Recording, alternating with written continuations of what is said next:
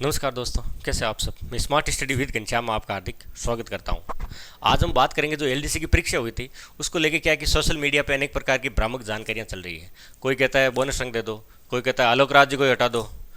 तो इन ये क्या है कि समस्या का समाधान नहीं होता। आप खुद अपने दिल पे हाथ रख के कसम खाओ कि आपको ये लगता है क्या कि बोनस अंक देने से या आलोक राज्य को हटाने से इस समस्या का समाधान हो जाएगा।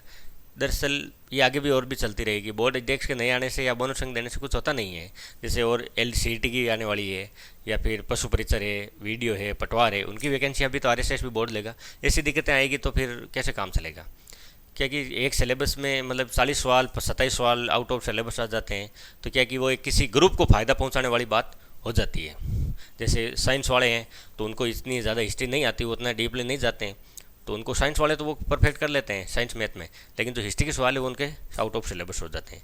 और जो फिर आर्ट्स के हैं वो भी तो इतना डीप में नहीं जाते। और जो सिलेबस में जो चीज़ मेंशन भी नहीं की है तो उसको तो वही कोई क्यों तैयारी करेगा, क्योंकि इतना सारा ऑलरेडी सिलेबस इतना पोथा पड़ा हुआ है, वो भी तो पढ़ना है। सिर्फ ये आउट ऑफ सिलेबस कोई जाके पढ़ता भी क्यों है। तो उसके बारे में हम आज चर्चा करते हैं। अब मैं जो बात कह रहा हूँ उसको थोड़ा ध्यान से और बिना वीडियो स्किप किए सुनना। बड़ी ही इंपॉर्टेंट बात बताने जा रहा हूँ आपको मैं। ये क्या कह रहे हैं सचिव साहब, क्या करें। कुछ कैंडिडेट कल के पेपर में कई पर्सन आउट ऑफ सिलेबस आए बता रहे हैं, लेकिन कोई इन पर्सनों को चिन्हित कर दे ताकि हम देख सकेंगे ऐसा क्या हुआ है। तो क्या हुआ है ये तो सबको पता ही है। वापस हमने स्क्रीनशॉट इनको भेज दिए थे, जानकारी भी बता दी थी, लेकिन उसका भी कुछ नहीं हुआ। और ये दैनिक भास्कर में भी न्यूज आ गई कि अभ्यर्थी 41 सवाल सिलेबस से आउट ऑफ के पूछ लिए, तो देखने का आपत्ति दर्ज करें, एक्सपर्ट निर्णय लेंगे। इनकी जरा बातें थोड़ा ध्यान से सुनना, उसके बाद मैं इनका सारा खुलासा कर दूंगा। आप कहीं बीच में वीडियो छोड़ना मत। सिस्टम पर बड़ा सवाल, भर्ती परीक्षाओं के 17 पेपर में 108 सवाल डिलीट हो चुके हैं जो आज तक हुई है। जूनियर अकाउंटेंट के 23 सवालों के सामने आई थी गलती। ये जो वैकेंसियां जो पिछले समय हुई थी ना उनकी है, उनकी लिस्ट भी दी है इन्होंने।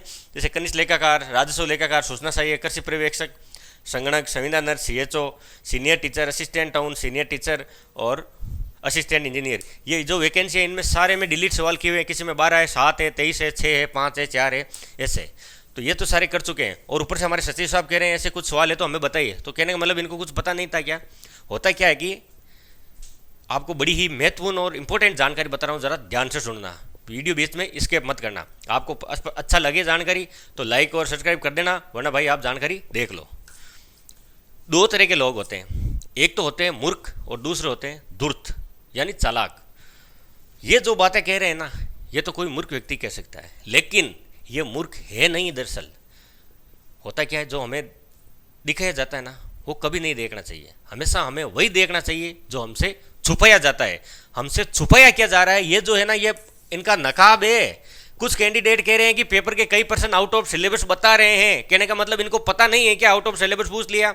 इनके पास सिलेबस नहीं था क्या। सिलेबस स्टूडेंट ने तो जारी नहीं किया ना, सिलेबस जारी करने वाला ही बोर्ड था। उसके बाद ऊपर से पूछ रहे हैं कि ऐसा हुआ क्या। तो आपको पता नहीं था, आपने पेपर देखा नहीं था क्या, आपकी एक्सपर्ट कमेटी क्या कर रही थी। एक मिनट, ये देखो, ये आलोक राजी क्या करें। मैंने भी कुछ ऐसा ही लग रहा है। यदि हम नेगेटिव मार्किंग नहीं रखते हैं, ये CT की चल रही बात, तो 35% और 40% कट ऑफ से ऊपर, ध्यान से सुनना, 5 से 6 लाख बच्चे क्वालिफाई हो जाते हैं। तो दूसरे स्टेज में एग्जाम का मकसद खत्म हो जाता है। बहुत अच्छी बात है। और फिर वो लाखों बच्चे कोचिंग के चक्कर में फंसे रहते हैं, चाहे फिर उनका सिलेक्शन हो या आगे वाली भर्तियों में ना हो। कहने का मतलब क्या है, इस बात का आप लॉजिक समझो। मैं धूर्त और मूर्ख वाली बात इन पे लागू होती है। दरअसल ये जो बात कह रहे हैं ना, ये धूर्त लोग होते हैं, वही कहते हैं। और धूर्त लोग अपने राजनीतिक या आर्थिक फायदे के लिए ये सब सारा पाखंड रचते हैं। इनको पता नहीं है क्या ये आउट ऑफ सिलेबस पूछ लिया सचिव साहब को, या फिर बोर्ड अध्यक्ष को ये मालूम नहीं है क्या कि 35-40% कर देते हैं तो उसके बाद 4 से 5 लाख ही क्वालिफाई होंगे। कैसे होंगे भाई आपने 40% क्वालिफाई वो कंपलसरी कर दिया और ऊपर से नेगेटिव मार्किंग कर दी। कोई बात नहीं कर दी तो हमें कोई दुख नहीं है, लेकिन जो इसमें 300 नंबर का पेपर होता है तो लगभग 120 सवाल जिसके सही हो जाते हैं ना वो क्वालिफाई हो जाता है। मैं कहता हूं अगर किसी ने 17 लाख फार्म भरे कोई वैकेंसी में या CT में, तो 17 के 17 लाख ही CT क्लियर कर सकते हैं। ये तो कर सकते हैं ना, 120 सवाल कर सकता है। आप अपने अपने हिसाब से देख लेते हैं सब्जेक्ट वाइज भी। जो सब्जेक्ट नहीं समझ में आ रहा है उसको छोड़ दो, फिर भी जो पासिंग मार्क है क्राइटेरिया वो तो कंप्लीट कर सकते हैं ना। फिर ये किस बेसिस पे कह रहे हैं कि हमें 5-6 लाख ही चाहिए। 5-6 लाख करेंगे कैसे आप, अगर सारे के सारों ने अगर CET क्लियर कर नहीं सकते, क्या कर तो सकते हैं ना। अगर सीईटी क्लियर कर ली तो क्या करेंगे आप? फिर 5-6 लाख कैसे करेंगे? उसके लिए दूसरी परीक्षा होती है क्या? और पहले बात तो यह थी कि पात्रता परीक्षा में नेगेटिव मार्किंग होती नहीं है, ये पता नहीं कहाँ से रूल लेके आ गए। और अब क्या करेंगे? 5-6 लाख लाने के लिए क्या करेंगे? फिर आउट ऑफ सिलेबस क्वेश्चन डालेंगे, उनको ज़्यादा लोग कर नहीं पाएंगे। जैसे अभी जो ये एग्जाम हुआ था एलडीसी का, जिसने मतलब टीचर की तैयारी की या सब्जेक्ट वाइज तैयारी की, हिस्ट्री का टीचर की तैयारी की होगी या फिर एसएससी की तैयारी की होगी, उसमें हाई लेवल का इंडिया जीके पूछा जाता है, वही बंदा एलडीसी का पेपर क्वालिफाई करेगा। और राजस्थान वाले करने वाले नहीं है, क्योंकि राजस्थान जीके का वेटेज कम कर दिया। अच्छा कोई बात नहीं, कम कर दिया तो कर दिया, लेकिन जो सिलेबस में था ही नहीं ना मेंशन, उसको बड़ा चढ़ा के पूछ लिया। अब फ्रांसीसी क्रांति पूछ रहे हैं, किसी ने सुना भी नहीं होगा। छोटी सी बात है, मुझे भी पता है हिटलर, हम मुझे भी पता है किस देश का था, कोई बता सकता है। लेकिन जो जिसने पढ़ा ही नहीं, किताब में मेंशन नहीं, वो उसके बारे में क्यों पढ़ेगा? कहने का मतलब ये है कि ये 5 से 6 लाख जो आप पहले कैसे डिसाइड कर सकते हो कि 5 से 6 लाख से क्वालिफाई होंगे? मैं तो कहता हूँ पूरे के पूरे ही हो सकते हैं ना। आपने तो कह दिया भाई 40% से ऊपर होगा, तो 40% से ऊपर सारे के सारे ला सकते हैं ना। तो फिर मैं तो कहूँ फिर 17 लाख ही पास कर देंगे ना। आप ये 5-6 लाख का बोल ही क्यों रहे हो? इसके पीछे आपकी कहानी क्या है आखिर? ये देखिए, इन्होंने पहले एग्जाम के दिन ट्वीट डाला था, उन्होंने फीडबैक मांगा था, इजी, मीडियम, डिफिकल्ट और एक आउट ऑफ सिलेबस। तो आउट ऑफ सिलेबस में ज़्यादा से ज़्यादा 51 ने मतलब क्लिक किया था। तो दूसरे दिन क्या किया इन्होंने? ये ट्वीट ही हटा दिया। अब एक और देखो, वापस उन्होंने एक ट्वीट किया, किसी भी प्रतियोगी परीक्षा में जो पूछा जाता है सभी कैंडिडेट्स उस पर बराबर लागू होता है, और सिलेबस एक ब्रॉड गाइडलाइन होती है। यदि एग्जाम में सिर्फ मोस्ट स्ट्रिक्टली दिए हुए सिलेबस के वर्ड टू वर्ड क्वेश्चन पूछकर नियुक्ति करनी हो तो भर्ती में दिए हुए एजुकेशन क्वालिफिकेशन का कोई औचित्य नहीं रह जाता। तो फिर सिलेबस जारी क्यों करते हैं? इनके कहने का मतलब है जो सिलेबस दिया वो होता है, जरूरी नहीं कि हम उसके आधार पर ही चलें। तो फिर भाई ये क्यों पूछ रहे हो? फिर तो औद्योगिक क्रांति, अमेरिका में क्रांति, वो भी तो पूछ लिया करो, हैं? गुजरात का आंदोलन, वो भी तो पूछ लो, या कोई उर्दू भाषा के बारे में वो पूछ लो। जब आपको सिलेबस के हिसाब से चलना ही नहीं तो फिर सिलेबस जारी करने का मतलब क्या है? आप तो हमें ये सवाल बता दो फिर। लेकिन इनके पास वो भी जवाब नहीं है। अब कहते हैं क्वेश्चन डिलीट करेंगे और डिलीट क्वेश्चनों को बोनस अंक सभी प्रश्नों में बांट दिए जाएंगे। ऐसा हो सकता है क्या? अगर हुआ तो भाई बहुत ही भयंकर इसका खामियाजा भुगतना पड़ेगा। होता क्या, वही करने का कह रहे हैं जो जूनियर अकाउंटेंट के समय किया गया था। उसके भी बोनस अंक दिए थे, और बोनस अंकों की मैंने पहले वीडियो बनाई थी कि बोनस अंकों से कैसे मेरिट गड़बड़ा जाती है।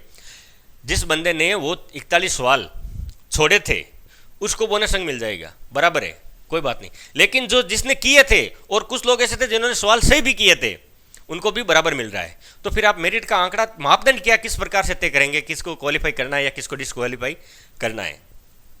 इसका भी कोई उनके पास जवाब नहीं है। इन्होंने हाथ खड़े करके ये कह के हाथ खड़े कर दिए कि एक सवाल तो आउट ऑफ सिलेबस आ जाते हैं, इन्होंने 10वीं 12वीं में पढ़ा नहीं था क्या?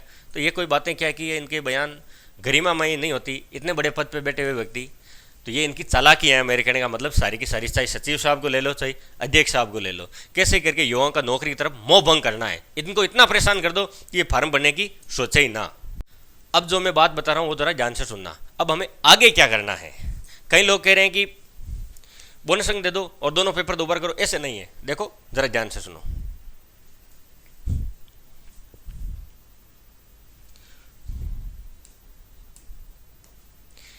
पेपर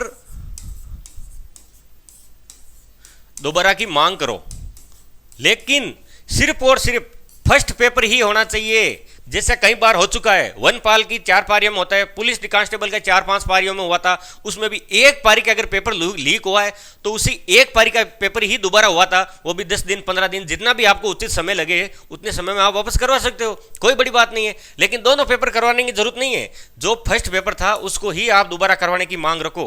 इसके अलावा और कोई दूसरा ऑप्शन है ही नहीं। आप बोनस अंकों की बात करोगे, बोनस अंकों वही मतलब है कि सारी मेरिट गड़बड़ा जाएगी, सिलेक्शन वाले पीछे रह जाएंगे। आप जरा सोचो, 6-6 महीने से कंटिन्यू आप तैयारी कर रहे हो और एक बोर्ड की गलती की वजह से उसका खामियाजा आपको भुगतना पड़े, ये कैसे हो सकता है? जब आप 5 मिनट लेट जाते हो तो आपको एंट्री नहीं मिलती, आधार कार्ड से फोटो नहीं मैच होती तो आपको समय खराब कर दिया जाता है, उधर ही रोक लिया जाता है, पूरी चेकिंग की जाती है। लेकिन क्या इनकी कोई चेकिंग करने वाला है ही नहीं क्या? तो आप ऐसी मांगे करो मत। एक ही मांग रखो कि सिर्फ और सिर्फ पहला पेपर दोबारा हो। आलोक राज जी करवाए, कोई बात नहीं, या फिर आलोक राज जी की वजह से सरकार कोई दूसरा कोई अध्यक्ष बनाए वो भी करवाए, हमें कोई दिक्कत नहीं है। हमें सिर्फ और सिर्फ पहला पेपर ही दोबारा चाहिए और कुछ नहीं चाहिए। और जितनी भी आपको उचित समय लगे, 10 दिन 15 दिन 20 दिन 1 महीना ले लो, उसके अंदर पेपर हो और पेपर वही पारदर्शी तरीके से हो और सिलेबस टू द पॉइंट ही होना चाहिए, उस हिसाब से तैयारी करें। फिर तो आप कोई भी उठा के सब्जेक्ट दे सकते हो, मैं कहता हूँ मैं किसी एक का भी सिलेक्शन नहीं होने दूंगा। लो, मैं पंजाबी, हरियाणवी, गुजराती भाषा का पेपर मिक्स कर दूंगा, कैसे करेंगे कोई सिलेक्शन? ऐसा होता नहीं है। या फिर पूरे सारा करंट अफेयर पूछ लो, आपने मेंशन तो किया था ना, पूरा ही पूछ लो। एक तो जो मतलब 50-50 का क्राइटेरिया था वो भी इन्होंने फॉलो नहीं किया, उसमें भी किसी में 36 दे दिए, किसी में 70 दे दिए, किसी में 40 दे दिए। कोई बात नहीं, वो तो ऊपर नीचे हो जाता है, हम समझते हैं कि कम से कम सिलेबस से तो पूछा। लेकिन आउट ऑफ सिलेबस जाना ये एक उचित चीज़ नहीं होती। क्या कि इसे जो तैयारी करता है उसको आइडिया नहीं होता किस हिसाब से तैयारी करे, इतना समय खराब किया, उसका फल मिलता नहीं है। तो मेरी तो यही राय है भाई, बाकी आप जानो, आपकी मर्जी जाने। एक ही मांग होनी चाहिए, पेपर दोबारा हो, और वो भी सिर्फ फर्स्ट पेपर दोबारा हो। तो जितने लोग आपके आसपास में जानकारी रखते हैं, जुड़े हुए हैं, उनसे ज़्यादा से ज़्यादा ये जानकारी फैलाइए, उनको भी जानकारी साझा कीजिए, अपने विचार साझा कीजिए, या आपके भी जो कुछ भी विचार है वो कमेंट के माध्यम से हमें दे सकते हैं, हम आवाज़ उठाएंगे। सारे मिलकर एकजुट हो जाए तो मांग कर सकते हैं, और ये मामला बैठ भी सकता है, और हमारी मांग सरकार पूरी भी कर सकती है। वरना अगर देश का युवा ही अगर अवसाद में रहेगा तो सोच सकते हो आप, ये देश किस दिशा में जा सकता है। वही जो जैसा बांग्लादेश में हुआ था वो यहाँ होते देर नहीं लगेगी। पिछली पूर्ववर्ती सरकार ने जो पेपर लीक की गलतियाँ की थी वो अपना खामियाजा भुगत चुकी है, और ये आई है तो ये आई तो पेपर लीक तो नहीं हो रहे हैं, ये तो चलो हमें तसल्ली है। लेकिन जो ऐसी गड़बड़ी कर रहे हैं, ये पेपर लीक से भी बड़ी करे, ये क्या है कि सहन करने लायक नहीं होती, और सहन कोई कर भी नहीं पाता। जो तैयारी करता है, हज़ारों किलोमीटर दूर घर से बाहर रह के तैयारी करता है, हज़ारों रुपए खर्च करके तैयारी करता है, उसके साथ फिर न्याय नहीं होगा। तो मेरी तो समझ यही है। बाकी तो आप आपका साथ देने पे आप किस तरह से सोचते हैं, क्या चाहते हैं, वो आपके विवेक के ऊपर निर्भर है। तो आज की यही जानकारी यहीं समाप्त करते हैं। अगर जानकारी अच्छी लगी हो तो लाइक, शेयर एंड सब्सक्राइब जरूर कर देना, और अपने दोस्तों को ज़्यादा से ज़्यादा फैलाना, और एकजुट हो जाओ। वहाँ पर मैं एक पोल डालूंगा, पोल के माध्यम से आप अपने जवाब दे देना, या फिर वीडियो सेक्शन में कमेंट में आप जवाब दे सकते हैं। तो आज की जानकारी यहीं समाप्त करते हैं। जय हिंद, जय भारत, जय जय राजस्थान, नमस्कार।